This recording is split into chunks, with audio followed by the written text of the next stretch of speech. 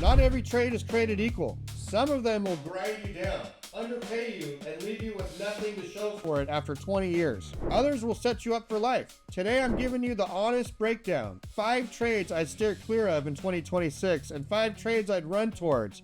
No sugarcoating, just the truth. Look, whether you're 22 trying to figure out your first move or 45 and done with whatever you've been doing, this list is going to save you time, potentially years of it. I've been in the trades for 30 years. I own a business. I talk to contractors, union reps, and hiring managers every single week. And what I'm about to tell you is what those conversations actually sound like, not what the brochures say. 5 worst first, then 5 best. And the number 1 best at the end of this video, I personally know guys in their early 40s who are already financially independent because of it. Stay with me for that one. Before we get started, smash that like button and subscribe.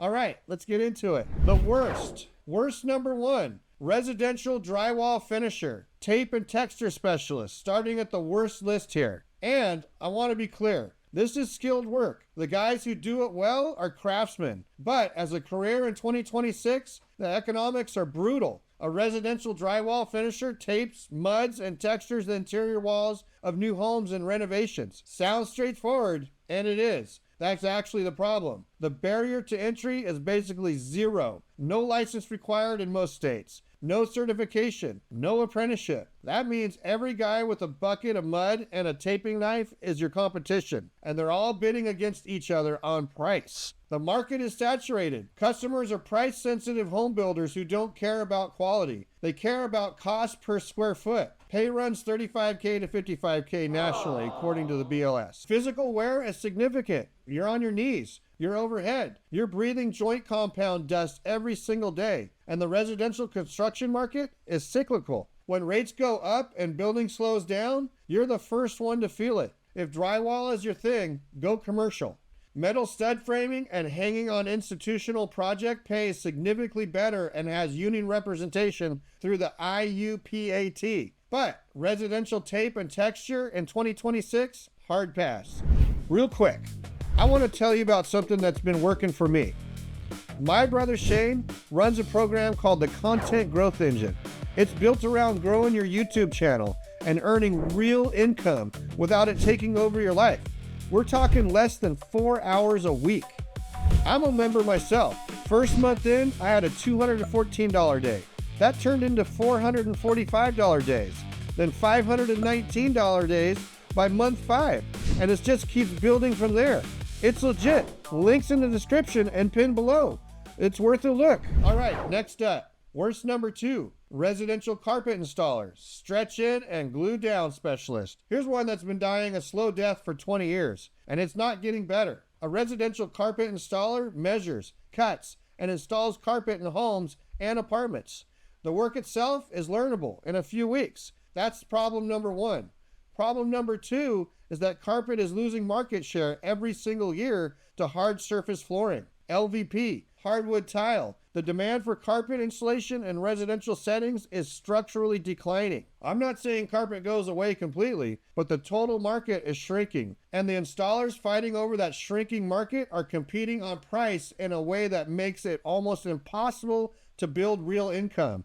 BLS puts this median at around 42K, and that's before you factor in the physical toll. Crawling on your knees all day with a knee kicker is generally brutal on your body over time. If flooring is your passion, pivot to hard surface, LVP installation, large format tile, engineered hardwood. That's where the market is going. That's where the money is. Carpet, not in 2026. Now this next one. Worst number 3, residential appliance repair technician, in-home service specialist. Look, I know some of you are going to push back on this one, and I get it. There are guys making decent money fixing appliances, but here's the structural problem. The appliance repair industry is being squeezed from both sides simultaneously. On one side, appliances are getting cheaper. When a washing machine costs $400 and the repair bill is $250, the customer buys a new one. On the other side, Manufacturers are making appliances increasingly difficult to repair with proprietary parts and software-locked components. The right to repair movement is real, but it's moving slowly. And in the meantime, the appliance repair technician is caught in the middle. Pay runs $38K to $62K, according to BLS. The guys running their own appliance repair businesses in dense urban markets are doing okay. But as a career starting point in 2026, the structural headwinds are real, and I wouldn't put this one on the best list. All right, next up. Worst number 4, general construction labor, residential site work. Here's one where I want to draw a sharp distinction. A skilled construction laborer who operates equipment, does concrete formwork, or works in underground utilities, that's a career with a real path. But a general residential site laborer doing cleanup, moving materials, basic digging on home construction site is one of the lowest ceilings in the entire construction world. Pay starts at $32K to $48K. The work is physically demanding. The schedule is weather dependent. Job security on residential projects is essentially zero when the market slows. And there's no clear certification or licensing path that moves you out of the laborer category automatically. You're relying on an employer to notice you and move you up. That's a slow and uncertain path. If you're going into construction labor, go union. The Laborers International Union of Northern America, the LIUNA, has an apprenticeship that trains you in specific skills, pays union scales, and gives you a credential. That's a complete different story than non-union residential site work. Now this next one, worst number 5. Residential insulation installer, blown-in and bat installer. Here's one that surprises people on the worst list. Insulation is essential. Every building needs it. But residential insulation installation, specifically blown-in and bat work on new home construction, has some of the worst working conditions relative to pay of any residential trade. You're crawling through attics in 130-degree heat in summer. You're in tight crawl spaces. You're breathing fiberglass or cellulose particles all day, every single day. BLS puts residential insulation installers at around $40K to $58K. The production demands on new construction crews are high. You're expected to complete a house fast, and the skill don't differentiate you much because the barrier to entry is low. Anybody with the blower machine and a bag of insulation can compete with you, which means the price pressure is consistent and margins are thin. Now here's the important distinction. Industrial insulation is an entirely different story. The HFIAW, journeyman insulators working on industrial projects, refineries, power plants, pharmaceutical facilities, clear 72 to 100K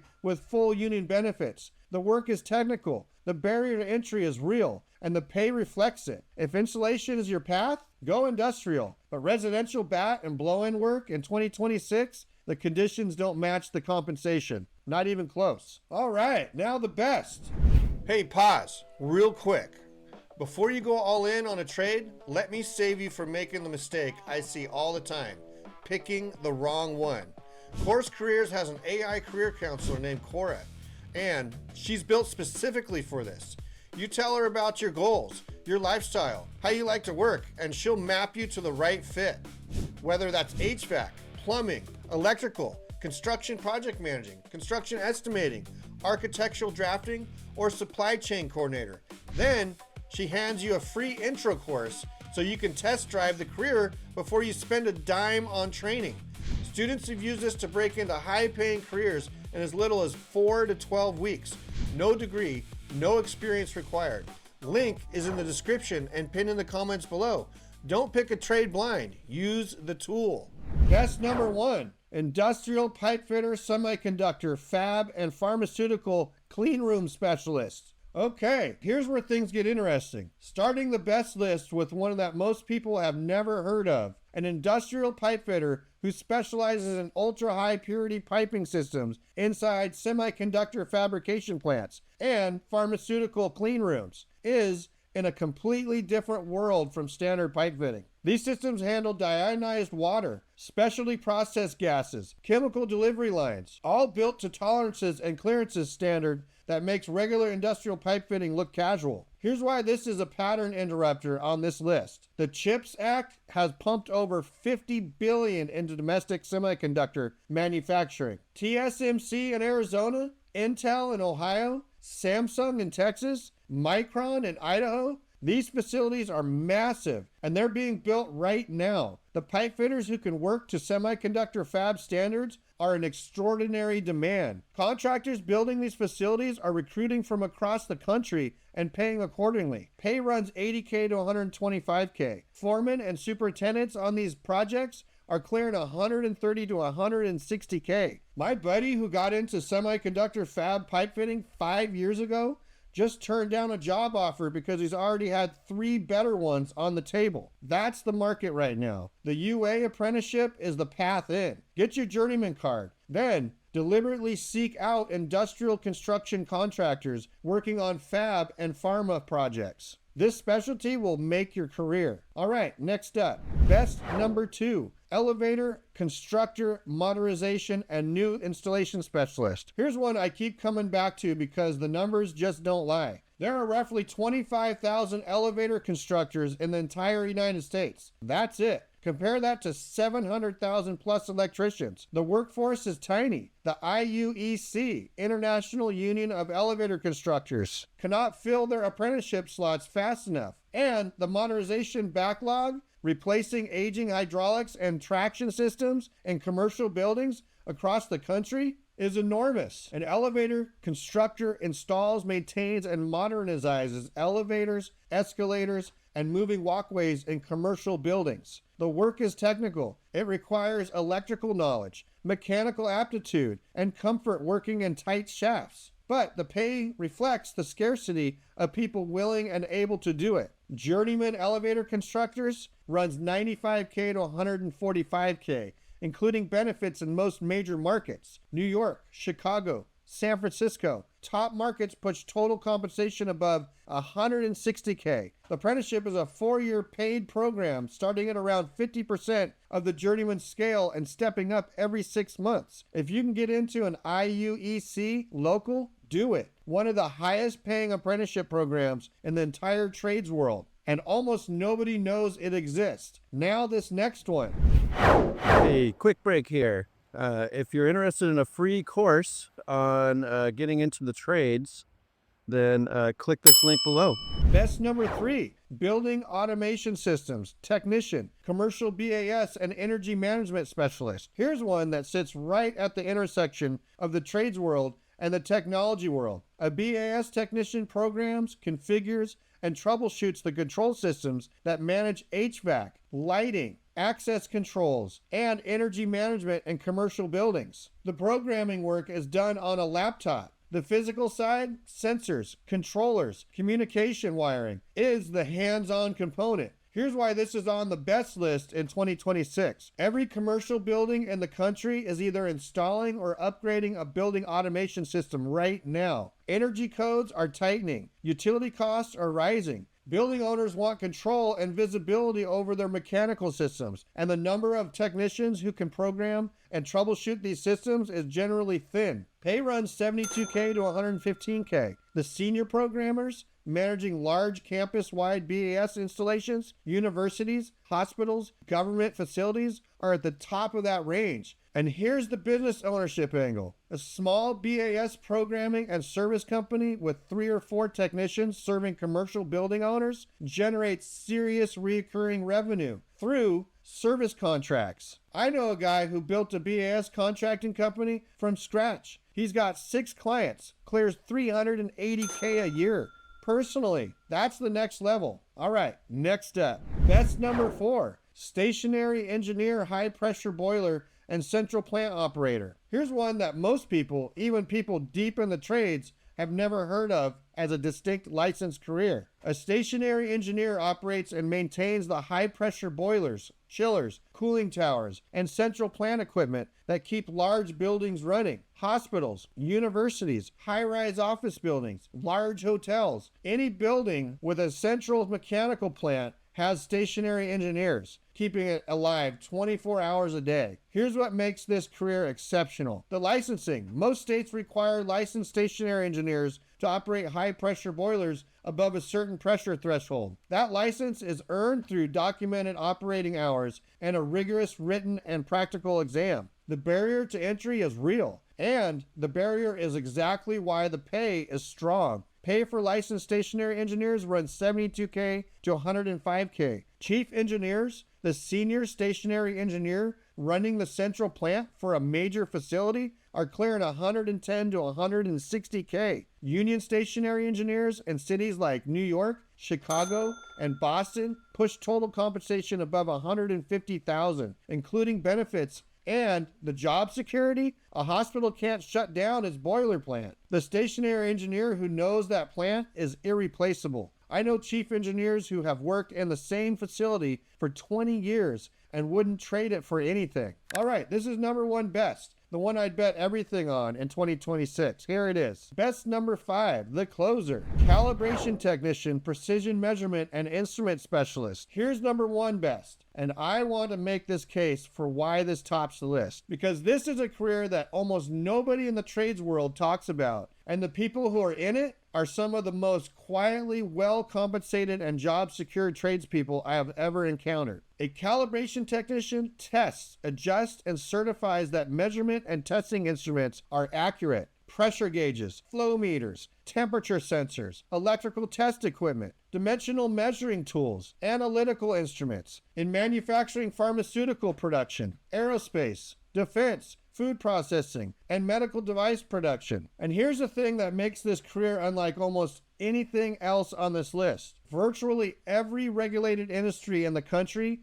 is legally required to calibrate its measurement equipment on a defined schedule. That requirement does not go away in any recession. It does not get outsourced. It is a permanent, legally mandated demand for skilled technicians. Here's what makes calibration generally obscure as a trade career. It doesn't look like a trade from the outside. There's no truck, no toolbox in the traditional sense, no job site in the construction sense. A calibration technician works in a lab or travels to industrial facilities with a calibration kit and a laptop. The work is precise, methodical, deeply technical, but it's absolutely a skilled trade career in every meaningful sense of the word. Pay for entry-level calibration technician runs $45K to $68K. Experienced multiple discipline calibration technicians, people who can calibrate across pressure, temperature, electrical, and dimensional disciplines, are at the $75K to $105K. Senior meteorologists and calibration lab managers at ISO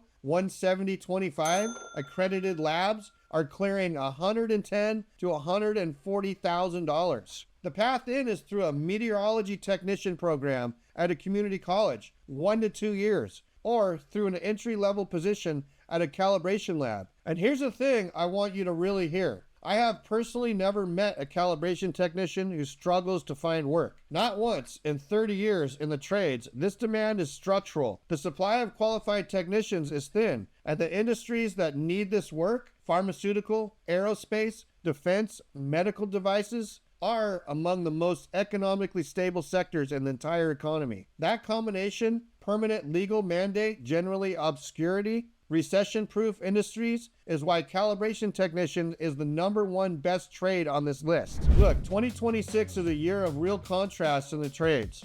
Residential drywall finishing, carpet installation, appliance repair, general labor, and residential installation work. Those are paths with low ceiling and real headwinds. Semiconductor fab pipe fitting, elevator construction, building automation, stationary engineering, and calibration technology. Those are paths with strong demand, specialty pay, and generally job security that almost nothing can touch. Hit subscribe so you don't miss the next one. Drop a comment. Which one surprised you the most? Best or worst? I want to hear it. I read every single one. Catch you in the next video. Peace out. If you need to learn the trades, go to Zach of all trades.